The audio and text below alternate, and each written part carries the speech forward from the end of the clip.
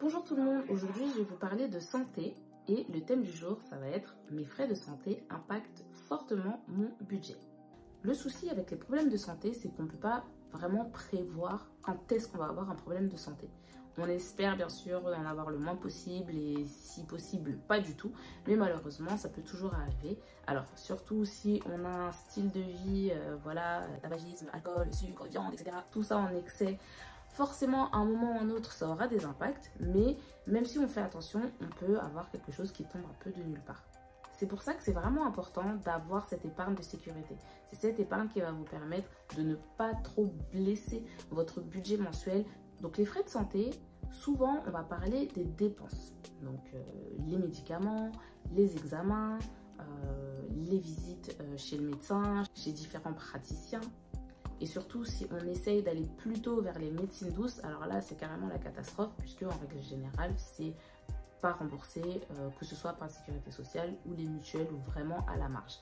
Et une autre des choses qui est très choquante, c'est que en ce qui concerne la santé mentale, alors là, c'est encore pire, on est vraiment laissé, je sais pas, à la dérive. Même si depuis le Covid, il y a un mini effort qui a été fait avec ces 6 séances qui sont prises en charge par les mutuelles. Seulement, c'est un tarif qui est assez bas, donc c'est pas tous les praticiens qui sont éligibles. Je vous laisserai regarder les détails de ce dispositif. Donc évidemment, quand on parle frais de santé, on pense à ce qui sort. Mais on oublie aussi de penser à ce qui n'entre pas. Ce qui ne rentre pas, ça va être par exemple pour toutes les personnes qui sont indépendantes, dont l'activité dépend de leur présence ou en tout cas de leur activité personnelle, et bien forcément il y aura un impact en cas d'arrêt de travail. Ça va être également le cas pour les personnes qui ont des revenus variables liés à l'atteinte d'objectifs.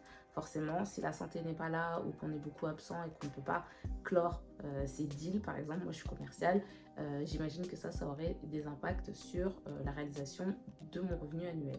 Et enfin, il ne faut pas oublier que malheureusement, il y a des maladies qui sont sur le long terme, des maladies chroniques qui vont faire qu'on va devoir soit carrément arrêter de travailler et donc là, après une certaine période, on va voir les revenus baisser ou se mettre par exemple en mi-temps thérapeutique. Tous ces éléments, que ce soit les dépenses ou la baisse de revenus, il va falloir la budgétiser et l'intégrer dans son budget. Aujourd'hui, si vous avez une ligne beauté, une ligne sport dans votre budget, si jamais vous savez que vous avez des soucis de santé, que c'est récurrent ou que c'est quelque chose qui va prendre du temps à se soigner, dans ce cas-là, ayez bien une ligne soins également dans votre budget. Ce qu'il faudra faire également, ça va être de vous renseigner par rapport à votre mutuelle. Donc lisez bien les brochures. Je sais que c'est écrit un peu dans un langage, franchement, c'est mieux de faire ses impôts que de lire une brochure de mutuelle. Mais si jamais vous avez du mal à déchiffrer ce à quoi vous avez droit, n'hésitez pas à vous rapprocher des personnes des ressources humaines à votre travail. Et puis peut-être qu'elles pourront vous orienter vers une personne qui travaille directement à la mutuelle de votre emploi. Ou si vous avez votre mutuelle en direct, bien sûr, vous pouvez contacter votre mutuelle pour que quelqu'un puisse vous expliquer au mieux à quoi vous avez droit, quels sont les montants, à quoi ça correspond. Puisqu'une fois que vous aurez compris le montant des remboursements, vous aurez compris le montant du reste à charge.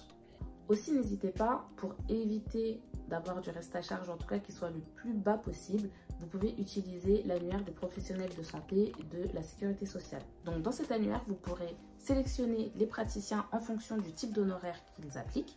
Parmi les types d'honoraires, vous aurez sans dépassement maîtrisé, libre ou alors c'est complètement non conventionné. Si votre budget est très serré, n'hésitez pas à plutôt filtrer ceux qui sont sans dépassement, ce qui vous permettra vraiment de payer au minimum.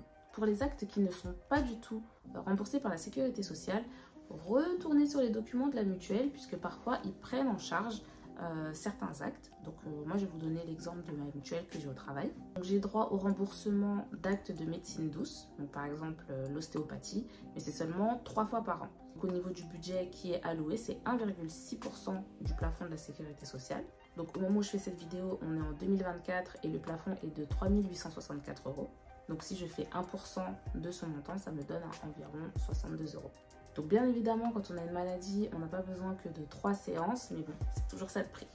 Ensuite, ce que je vous conseillerais de faire, c'est d'essayer de rationaliser vos dépenses. Parce que parfois, on peut avoir tendance, quand on est un peu à la recherche de solutions, et c'est vrai qu'il y a beaucoup de personnes parfois qui sont en errance médicale, de ne pas dépenser sans regarder sur certaines choses, par exemple les compléments alimentaires, vous allez les prendre, mais ce n'est pas les bonnes combinaisons, ou peut-être qu'il y a des choses qui vont être contre-productives. Donc le mieux, c'est quand même parfois d'essayer de vous faire accompagner. Ça sera une dépense en plus, mais si ça peut vous aider à rationaliser les dépenses que vous allez faire derrière, ce sera aussi une façon d'économiser et d'essayer d'aller à l'efficacité. Donc une fois que vous avez vraiment fait le maximum pour optimiser vos dépenses de santé, ce que vous allez devoir regarder, c'est votre budget au global et potentiellement changer vos priorités. Donc si par exemple, vous aimez bien aller souvent au resto, etc., mais que vous voyez qu'au niveau de la santé, ça ne va pas et que vous avez besoin de dédier un budget plus important, il y aura peut-être quelque chose à sacrifier de ce côté-là. Par contre, il y a une chose que je ne vous recommande pas du tout de faire, c'est de réduire votre épargne. Je sais que c'est le poste le plus facile à réduire puisqu'en fait, on a l'impression qu'on ne fait pas du tout de sacrifice. Avant, je mettais 100 € de côté ou 150 € de côté. Maintenant que j'ai des dépenses de santé que je suis obligée de faire, je vais réduire sur mon épargne. Mais je vous assure que ce n'est absolument pas le poste sur lequel vous devez faire des coupes. Et malheureusement, plus votre revenu est bas, plus votre capacité d'épargne est basse, moins il faudra y toucher. Puisque lorsqu'on a des revenus bas, c'est très difficile de prendre en charge un gros imprévu. Il n'y a pas que la maladie, malheureusement, comme heureusement, je ne sais pas, comme imprévu. Et donc, c'est très important de préserver votre épargne. C'est vraiment pas le moment de moins épargner puisque vous allez déjà, d'une part, certainement déjà taper un peu plus dedans. Voyez vraiment vos priorités et sinon, pour le reste, je vous souhaite d'aller mieux et de guérir vite. À bientôt. Bye.